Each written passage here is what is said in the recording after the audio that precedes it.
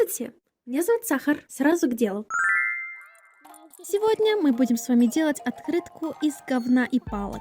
Перед отъездом я успела захватить свою старую акварель, которая в ужаснейшем состоянии. Конечно, немного жалко ее использовать, но выбора как-то особо нет. Это будет открытка с вкраплениями скрапбукинга. Что такое скрапбук? Скрапбукинг. Это вид рукодельного искусства, заключающийся в изготовлении и оформлении каких-то альбомов. По факту это книга из каких-то вырезок, в котором будет все открываться, что-то двигаться. Я воспринимаю это так. Это очень популярное хобби, я этим очень часто занималась, когда жила еще в Хабаровске, по-моему. Да, почему же мы будем делать это из говна и палок? Потому что у меня ничего нет. У меня дома была куча всяких картонок, была куча разноцветной бумаги. Я закупала столько всего, пуговицы, всякие заклепки. Буду как-то выкручиваться. Вообще, я делала это все своему медвежонку на 14 февраля.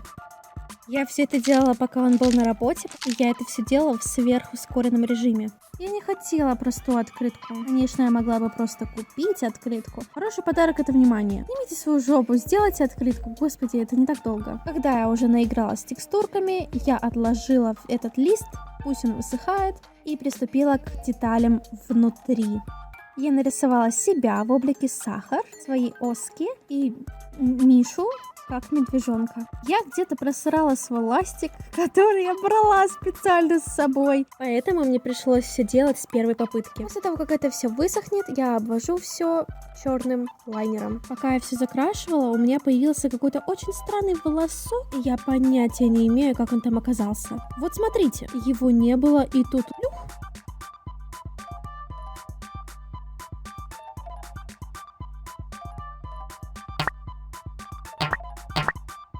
В итоге нашу работу можно будет назвать открыткой картмейкинг, потому что мы с вами будем делать маленькие кармашки оригами. Сразу забегу вперед.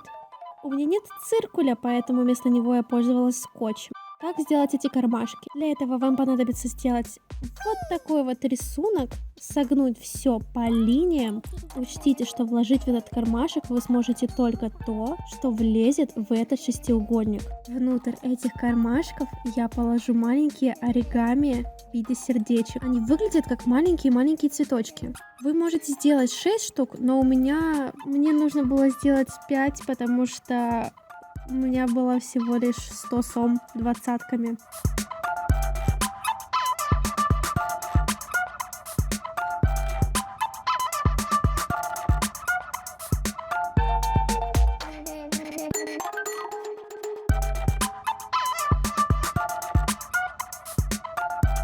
Вот такие милашки у меня в итоге получились. К тому моменту я, правда, не знала, куда я их вставлю, куда я их приклею. А потом я ударилась.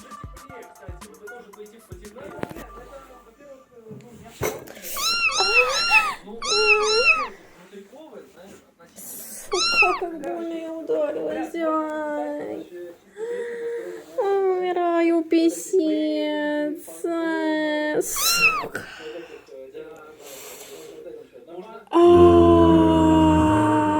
Ну этот рот, это все долбило. Дай бог мне здоровья, сука. У меня появился огромный синяк. Да вам не мизинчиком удариться об тумбочку. Они вот так красиво раскрываются, как цветочки. Это же гениально сделать из денег оригами. Лучший подарок на все случаи жизни. А 20-ка, потому что они красненькие. Есть, конечно, 50-ки еще красные, но у меня было всего одна. И вот ее можно открыть, а там, вау, вот такое вот милое сердечко, кто-то подглядывает. Меня не устраивало, что они не закрывались полностью, поэтому я решила сверху еще дополнительно наклеить маленькие стикеры. Если у вас плохо клеятся вот такие вот наклеечки, то дополнительно их намажьте клеем или суперклеем, даже еще лучше будет. Так они точно не раскроются. Эти кармашки я приклеила на обложку, иначе бы моя открытка просто-напросто не закрылась бы. А делать книжку я не планировала. Будьте внимательны, то, что вы положите в эти кармашки, должно быть плоским, иначе будет плохо закрываться. Поэтому фоточка или какая-нибудь записочка, или оригами денежка. Идеальный вариант.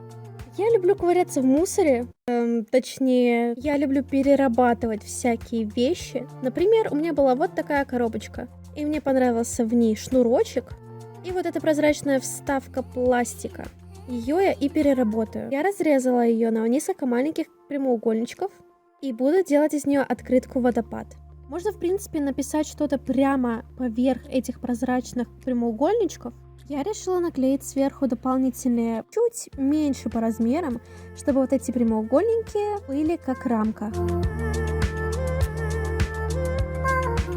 Лучшее решение было сделать это все на суперклей. Обычно клей-карандаш это явно не возьмет. Будьте внимательны, когда используете суперклей. Используйте давление, прижимайте. Чем сильнее сила, тем лучше приклеится. Время в том случае не имеет значения. Я подготовила длинный прямоугольничек под цвет открытки. Сразу же согнула его. Именно этот прямоугольничек и сделает нам эффект водопада, когда наши записки будут раскрываться веером. И уже в принципе первая сторона открытки готова.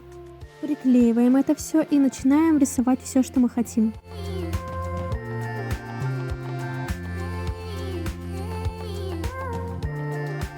Я так надолго залипла на эту штуку. Чтобы получатель не запутался, что вообще нужно делать, когда он будет играться с этой открыткой, напишите этому дурачку, что нужно делать, а именно подтянуть вниз. А это открытка с секретом. Вырезаем отверстие для вашего секрета. Я захотела добавить половину сердечка на одной стороне, чтобы при открытии нашего секретного послания получалось целое сердечко. Понимаете, о чем я? Понимаете? Дальше рисуем, что хотим, украшаем, как хотим. Чтобы было понятно, как играть с этой открыткой, я написала абсолютно то же самое, что и на предыдущей. Что делать и в какую сторону.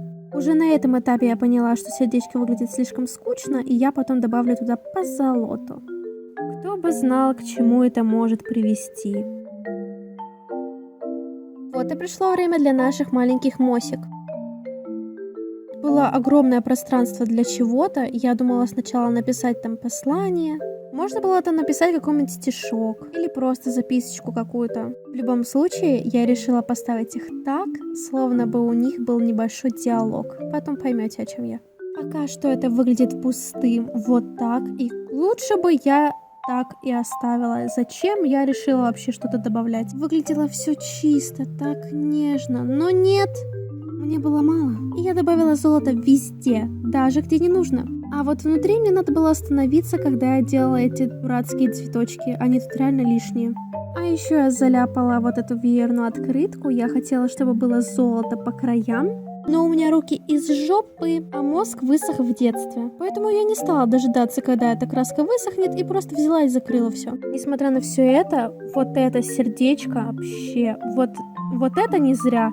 Вот это выглядит реально круто. Но потом я поняла, что эта фраза «подтяни» вообще незаметно на вот этом фиолетовом прямоугольничке. Поэтому я обвела все сверху белым и каждую буковку дополнительно обвела.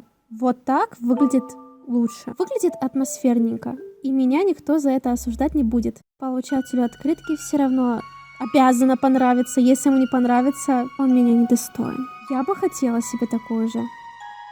Вот